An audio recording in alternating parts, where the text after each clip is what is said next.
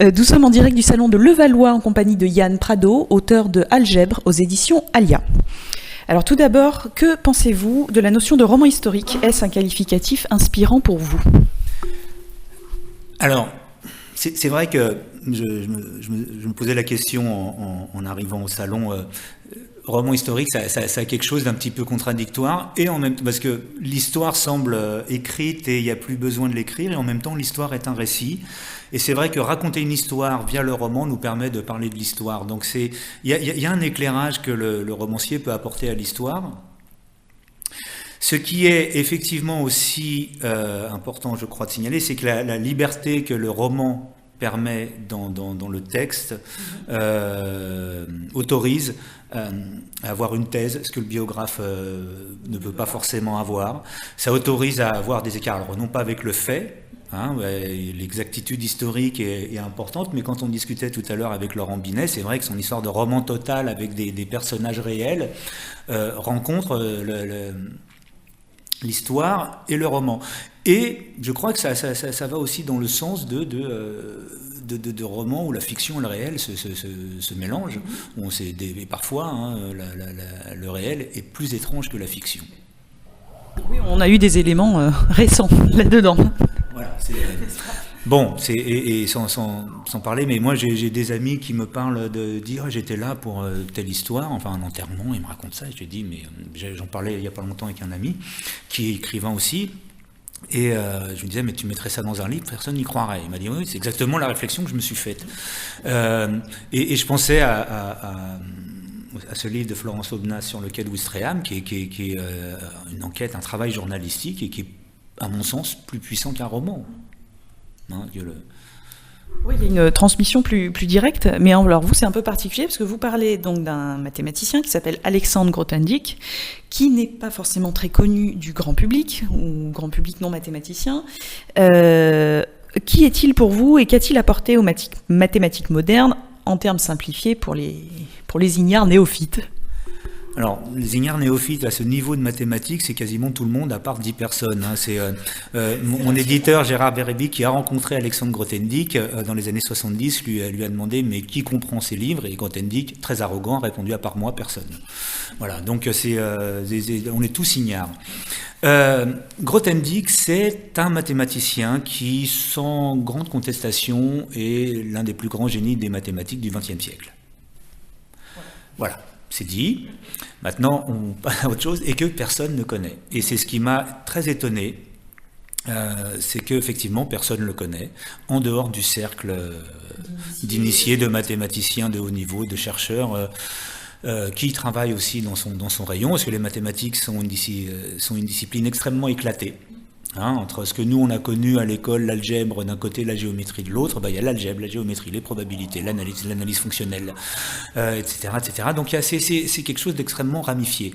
Et Grothendieck a travaillé dans un secteur, il a été dans plusieurs, mais il a été très connu dans un secteur qu'on appelle la géométrie algébrique, et qui est ni plus ni moins, on va dire pour la faire très simple, qu'un prolongement de la première idée de Descartes, qui est de transformer une figure géométrique en une équation algébrique.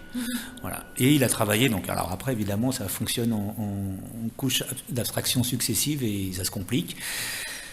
Et Grothendieck a ni plus ni moins fait que refonder toute cette partie-là des mathématiques et entraîner à sa suite une bonne partie des étudiants, parce que son pouvoir d'abstraction était immense. Et que travailler avec lui, c'était travailler avec une sorte de... Il y a eu un aspect un peu gourou et un petit peu dieu vivant de la mathématique. Sauf que derrière le côté spectaculaire, il y a eu plein d'anecdotes qui sont sorties depuis, parce qu'il est décédé très récemment, en novembre 2014. Il y a eu plein d'anecdotes qui sont sorties sur les 14 problèmes qu'il a résolus, sur l'intégrale de Lebesgue qu'il a reconstruite lui-même. Derrière ce personnage et derrière ce mathématicien, il y a moi ce qui m'a touché, ce qui m'a attiré vers lui, c'est l'enfant abandonné.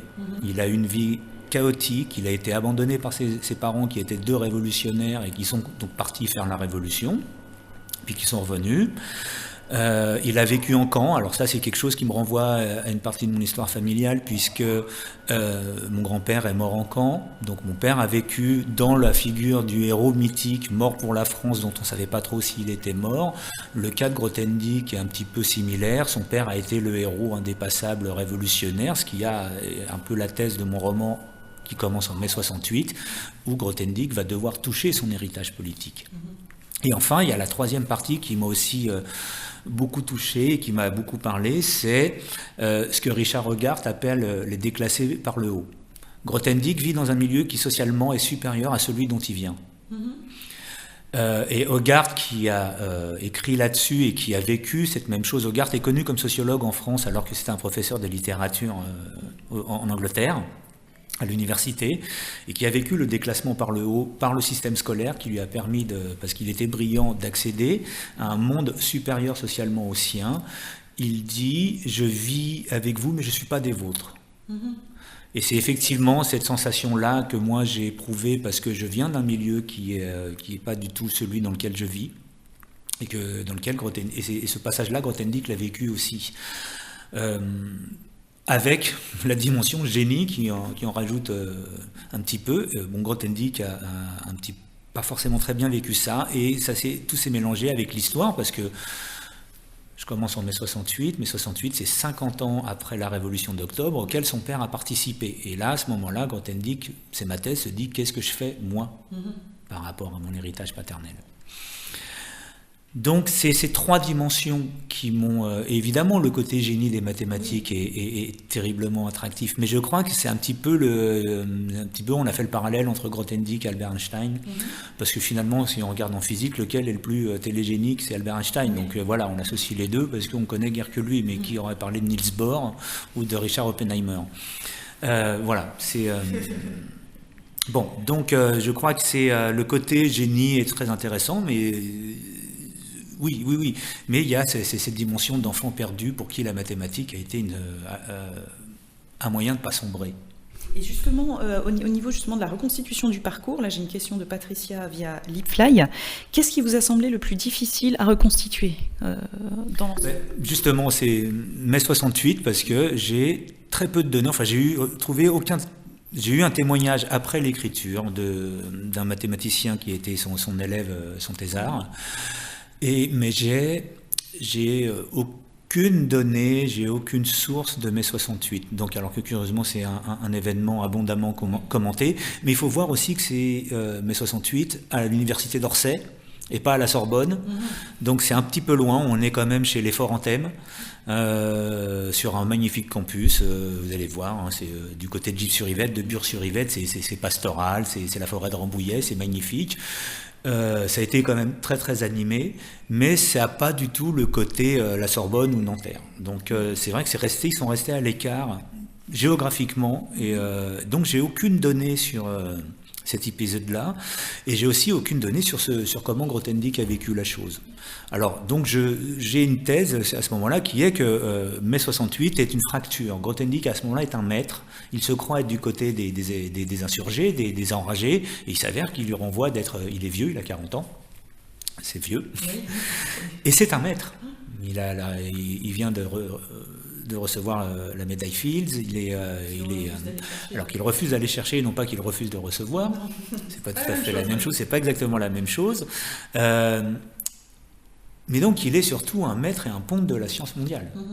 Voilà, c'est en mai 68. En plus, il a l'arrogance du groupe Bourbaki dont il n'est plus membre, mais qui est de dire il faut que les chercheurs comme nous cherchent et que les autres soient à leur service pour faire caisse de résonance.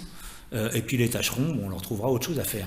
Ça passe pas bien en mai 68. Et c'est vrai que Bourbaki, le groupe Bourbaki, Grothendieck, cultive une sorte d'élitisme bienveillant. Oui, ils sont un petit peu au-dessus de la moyenne, et ça en mai 68, ça passe pas. Et c'est en plus Grothendieck, il n'était pas un petit peu au-dessus de la moyenne, il était beaucoup au-dessus de beaucoup de gens, et c'est jamais passé. Donc oui, non, ce propos ne passe pas. Et pourtant, alors voilà, et Grothendieck, à partir de ce moment-là, c'est la thèse que je développe, c'est une fracture qui intervient aussi au fait il commence à peiner dans ses travaux, dans ses recherches. Il a 40 ans, alors il y a aussi une sorte d'effet 40 ans, de mythologie du fait d'avoir de l'âge, d'effet Nobel. À 40 ans, on ne trouve plus grand-chose. Il y a ça, il travaille depuis longtemps, il fait des mathématiques depuis très longtemps, donc c'était un bourreau de travail. Il accompagnait son étudiant avec qui il travaillait à 9h le soir au train, lequel était lessivé, et que faisait Grothendieck, il retournait mettre ça toute la nuit, donc il dormait le matin, il travaillait tout le reste du temps. Donc certainement beaucoup de fatigue. Et puis, l'ère du temps, l'esprit du temps est à ça, est 65 aux États-Unis, 66, 67, 68. Je pense à la publication de L'homme unidimensionnel de Marcuse. Il y a quand même tout un moment donné où l'après-guerre commence à s'animer, d'un point de vue révolutionnaire. On se pose des questions. On vit dans un monde où n'importe qui, on peut mourir du jour au lendemain. Absolument. Du fait d'Hiroshima et Nagasaki, il suffit qu'il y en ait un, peut en tuer 100 000. Ouais. Voilà. Donc on est quand même dans ce monde-là. Donc oui, Grothendieck à ce moment-là se radicalise d'un point de vue politique, et moi je pense que c'est un héritage qu'il doit toucher. Malheureusement cet héritage va le lessiver, il va ressortir de là, et donc il y a une chute, il se détache du monde, et il se détache des mathématiques qui semblent être un rempart contre la folie. À un moment donné, il n'a plus d'interlocuteur à son niveau. Il y a eu son ami, il se sépare peu à peu du monde mathématique d'excellence dans lequel il était. Et il finit professeur, il termine sa carrière professeur dans l'université de Montpellier, où il était étudiant. Oui, c'est une sorte de retour. Oui, il fait un retour, donc il a vécu à Montpellier avec sa mère après-guerre, mais il a aussi, alors après il s'est exilé en Ariège, et c'était pas n'importe où, c'était très proche des deux endroits où son père a été incarcéré avant d'être déporté et de disparaître. Donc il y a une mémoire du lieu qui chez Grothendieck s'incarne chez Grothendieck dans une mémoire de son histoire, voilà.